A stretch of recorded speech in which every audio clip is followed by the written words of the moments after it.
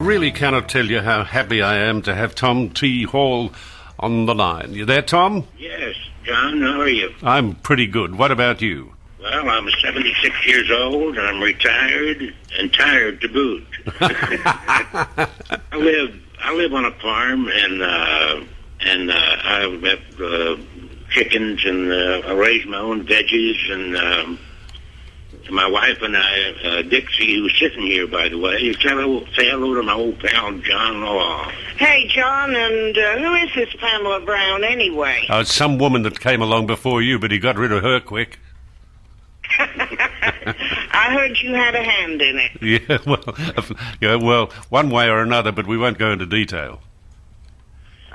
Thanks for taking care of him over there, John. Dixie, tell me this. Is he well behaved now, or is he just the way he's always been? Well, he's slowed down a little bit.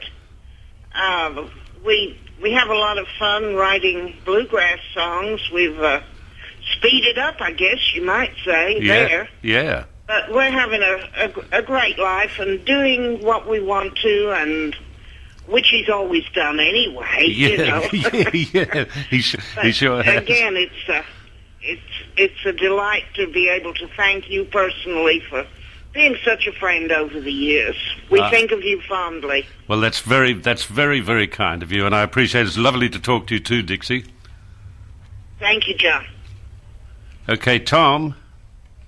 Yes. What are you up to now? Well, I'm, as Miss Dixie said, when I retired, I guess it's about 16 or 17 years. What are you still working about? You're a rich person. No. Well, I'm working. And I've got enough money to last me the rest of my life if I die next Thursday. And we live on a farm. We have a 60-acre farm, and we have some wonderful people around, and we have a little acoustic music studio. We unplugged when I retired. Yeah. And we write bluegrass songs, and people come and go, and we're really, really having a good time. And I don't want to get too sentimental here, but I think of you often, and I remember some great conversations we had, and I credit you for the success that I had in Australia. I love touring there, and I've only got a 30-minute show now, but it takes me 15 minutes to get on stage and 15 to get off. So there's not a lot of singing in it, or I'd come back to Australia. I wish you would come back to Australia. Do you remember when Jumbo Jim and I came and picked you up in the police wagon, the Black Maria? Yeah, the first time I arrived in Australia, I was arrested. And put in this police van that I had never seen one of those things except in movies, and I was fascinated by it. Yeah. And, I remember those good days. Yeah, they sure were. And that was dear Jumbo Jim Burgess, and I know that you'd remember Jumbo, but we lost him a little while ago, I'm sorry to say, and we miss him greatly. Yes, I know. I heard about it, and it was. I never did figure that guy out, man. He was a character. He's a world-class character. Yeah, he certainly was. And, but I never did get a handle on him just exactly. But boy, he loved the music, didn't he? He certainly loved the music. He really did, and he was a wonderful character. And the music. Are you still doing radio every day? Yeah, sure, 5 days a week. Wow. I love it. That's amazing. No, I love doing it. It's terrific fun. And I tell you why I love it, because I can come in here and play Old Dogs, and I can play Pamela Brown. I can play all the stuff I love to play. I play Roger Miller a lot. We lost Roger. Yeah, we missed Roger. You know, a lot of these guys going by the wayside, and I'm still standing, so you know that's a blessing right there. Yeah, and when you think about fellas like Willie, if anybody should have gone, it was Willie. You know, I don't know. I've seen a lot of cowboy movies, and Willie has dodged a lot of bullets, man. I'm telling you. He's a character. He's a great guy, but he, he keeps carrying on, and doing these 3 and 4 hour shows a night. Willie gets on. He doesn't want to get off. He thinks everybody. He's under the impression that everybody stays up all night, but he doesn't feel the pain, Tom T. He doesn't feel the pain. No. Well, he's a free spirit, and actually, he's getting he's an icon, of course, but he's taking on a little bit of a deity tone over here, yeah. He can go anywhere and do anything and get away with it, and he just. If he gets in any trouble, the judge just says, well, that's Willie, and case dismissed, Yeah. He's moving, Yeah, he's a real character. We loved him when he came to Australia, but we loved you coming to Australia, and we just love your music. I mean, the stuff you wrote and what you created and the pleasure and the happiness you've given to people all over the world must make you feel very good. Well, it does, and I've got, they put me in the Country Music Hall of Fame. Yeah.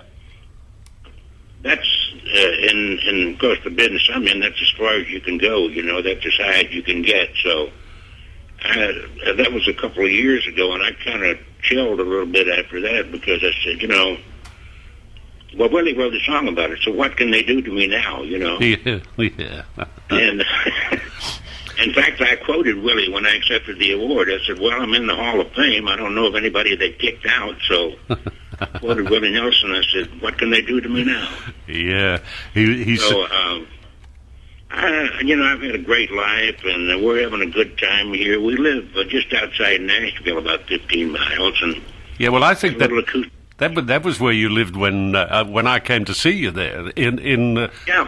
Yeah. So you're still in the same house. That's lovely. Fox Hollow, we're still in the same place. Yeah, good. That's good to hear. It sounds to me, Tom T., like you've got a pretty formidable woman there with you too. Well, I tell you, I got lucky. We've been married how many years? I'm supposed to know, but I'm not good at that sort of thing. It's 40-some years. 45. 45 years. She's been married to a country music songwriter. Yeah, well... She's got to be one of the women in the world, And, of course, she's a songwriter herself, so I guess she understands songwriters better than, the average person. So, and we're writing songs together now and having a good time, and we're recording bluegrass music and acoustic music, and the studio is right here on the farm. Yeah, tell me what... We have 2 guest appearances. In fact, we have a young lady. Can I do a little promoting here, John? Yeah, go on. Yeah, okay. Karen Lynn, a young lady from Wentworth Falls, is coming over here to Fox Hollow and spending a month, and she's going to record an album here in our studios. Really? That's good. And we're looking forward to that. And she sings a lot of traditional country music and sort of, a beautiful young lady, but she's hooked on traditional country, so... And bluegrass, and she's going to be doing a gospel album, so... Yeah. We'll be sending it to you, John. I'd love that, Dixie, if you could send it to me. And tell me, Tom, have you done any stuff lately? Recording? No, I did an album called Tom T. Sings, Tom T. and Miss Dixie songs that we'd written together. Yeah. And, it wasn't on a major label or anything, because I haven't been on a major label in about 10 years, When I retired, I really did retire, I got off the road and I quit making records, and because, I wanted to enjoy my life, and you're in show business, you know what it's like, constantly, I never was much for a lot of attention, you spend time with me, and I'm not a hog about getting attention or anything. But the older I got, the less and less attention I needed. So I just hung it up, and I do a few benefits for people, if they're raising money for something. But life is good, and Yesterday, when they told me you were going to call, I said, that's wonderful. I haven't talked to John in years and terribly fond of him. And you gave me some good advice one time. May I reminisce a bit about us? Go on, tell me. Yeah, okay. At one time, we were both reading Elvis Presley's biography. Yeah, And we were reading the book at the same time, yeah. for some strange reason. Because I said, John, what are you reading? And you said, I'm reading Elvis's biography. And I said, well, I am too. And you said, what do you think of Elvis? And I said, I think he's kind of weird. And you said, well, Tom T., we're all weird in one way or another. And we are. And I put that in my mind and remembered that, and it served me really well, because I guess, you know, looking back at my career, I can understand why some people thought I was absolutely crazy, you know. So, but I remember that one bit of advice, and it stuck with me, and I still practice that today. I still meet a lot of weird people, but I don't look at them that way. I just think, well, they're probably like me in some ways, and so Yeah, well, that's right. that was good advice. The You're a world, good philosopher. yeah, the world is full of weird people like you and me, and thank God for us. Oh, okay, good. I'm glad you bailed in there. Yeah. Well, Tom, it's been wonderful to be able to talk to you, and to have a couple of words with Dixie was a delight too. I bet you're just so happy, huh? I didn't hear that, John. I bet you two together are just so happy. Yeah. Oh, now tell the truth, Tom T. Well, What about that new car I wanted? we And what about that old Pamela Brown woman? And what about who has to take the dog out every morning? John, it's really been fun talking to you. Things are taking an odd turn here. No, we really are. We're happy over here, and I don't know. I have, I don't have anything to sell. I don't have anything to promote, and I'm not, up to anything. And I'm not running for anything, for any office. So I guess I can say that I'm really terribly fond of the Australian people, and how nice they've been to me down through the years, and how much fun I had over there. I love the food, love the people, love the culture, and I bothered to read about 15 or 20 books about Australia. I'm a great fan of Henry Lawson. Ah, yeah. And Banjo Patterson and all those great bush poets, and so I know a little bit about Australia now. And you're making some great movies over there, too. Ah, we're doing good Anyway, things. We're doing good things. And when you think that Australia, by comparison to the United States, what do you got, 303 million or something? We got 22. We do pretty well. Oh, yeah. Well, the country's growing. It's, I think when I was over there, it was 13 million or 14. Yeah, that'd be about right. Okay, Tom, tell me this. Tell me this. Have you been in contact with Glenn Campbell? Glenn Campbell? Yeah. Yeah, he was in town. They put him in the Country Music Hall of Fame, and he was in town. I guess I talked to him about 2 or 3 months ago. Glenn's got Alzheimer's. Yeah, I know. That's I was going to ask you about it. Is it noticeable already? Yeah. Well, life is what it is, and that doesn't get any better. That's No, that's true. But he was in good spirits, and he was singing, and physically and everything, he's healthy, but I didn't get to visit with him for very long. He was getting a lot of attention going into the Hall of Fame and everything. Yeah. But, Yeah. great singer, and a lot of people don't know it, but Glenn Campbell was a better guitar player than he was a singer. Yeah, well, that's He played on a lot of great records they made in Los Angeles before he became a star. He was a session guitar player. that's right. And he played a 12-string guitar, didn't he? Yeah, yeah. Yeah, he did. We both played the same kind of guitar. We played an Ovation guitar.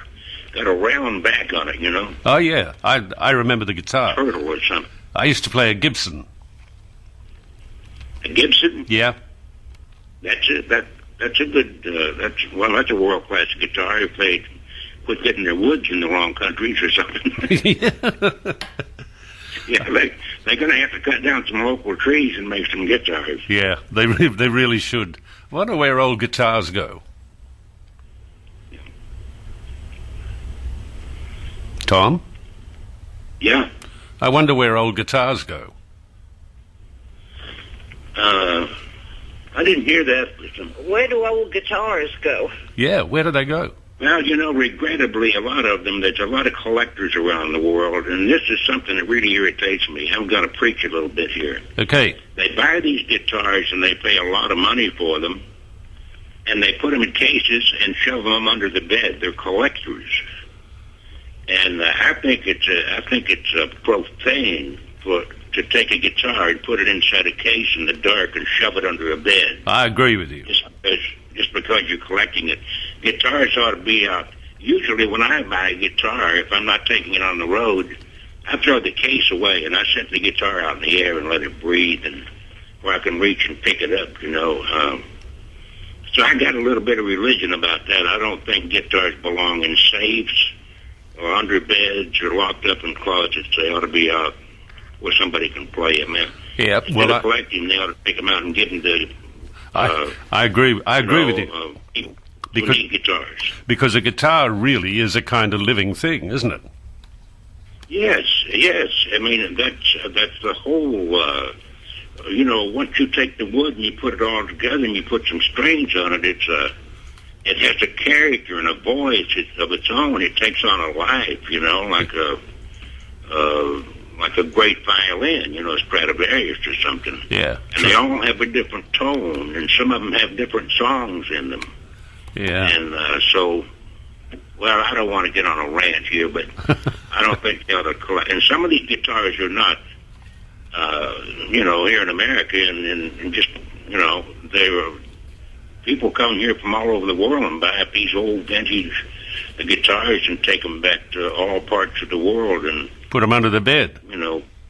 And collect them, just as an investment. A guitar is an investment. Well, you probably put their money in gold, or whatever. But now listen to. We seem to adopt them here. They're like bringing in another dog. Yeah, I've got a guitar.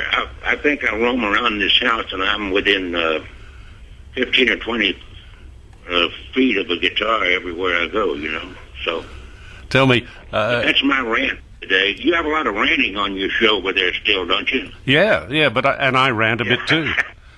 Well, I'm not getting away from the floor. Listen, one thing I need to ask you, and I've never asked you before, was Clayton Delaney real? Yes, sir, he was. He was a young guitar player who played in the honky tonks in the north of Nashville, north of Kentucky, in Indiana. Yeah. This was after the Second World War, when all the troops came home. They partied, as you know, for a number of years. And as a young man, he's 17 or 18, he moved to Indiana and played guitar in honky tonks. And he got sick, and he came back to Kentucky and lived about 3 years after he got back. He was a young man, and he was my childhood hero. He would sit and play the guitar and sing, and tell me stories about... one of my favorite stories, he said, Tommy, they called me back in those days. He said, Tommy said, when I played with that band in Indiana, we had a 5-piece band, and we all had shirts just alike. Thought, my goodness, I never knew they made 3 shirts just alike. That must have been wow, what a great band. So he'd sit and sit tales. But one of the things that Clayton Delaney taught me, when I was younger, I would try to, if I heard a Hank song, I would try to sing like Hank. And if I heard a Lefty song, I'd try to sing like Lefty. And, that's the way kids are. Yeah. He would sit and sing Hank songs and Lefty songs, but he sung them all like Clayton Delaney had his own voice. Yeah. And I said, I might try that. I'm just going to sing songs and sing the way I sing, And so I think that helped me a lot in the show business, because I didn't, come to town trying to be Ray Price or George Jones or Willie Nelson, God forbid. And I just came in and started singing like myself, and he died when he was about 19. And it was sort of like Billy Joe jumping off the Tallahatchie Bridge, Yeah, what a song that was. Yeah, they walked in one afternoon and said, well, Clayton Delaney died. And, he was just another person who had died, and he's only 19. He died of lung cancer. And so, man, it blew me away. I went out in the woods and sat down and, got to Nashville some 20-some years later.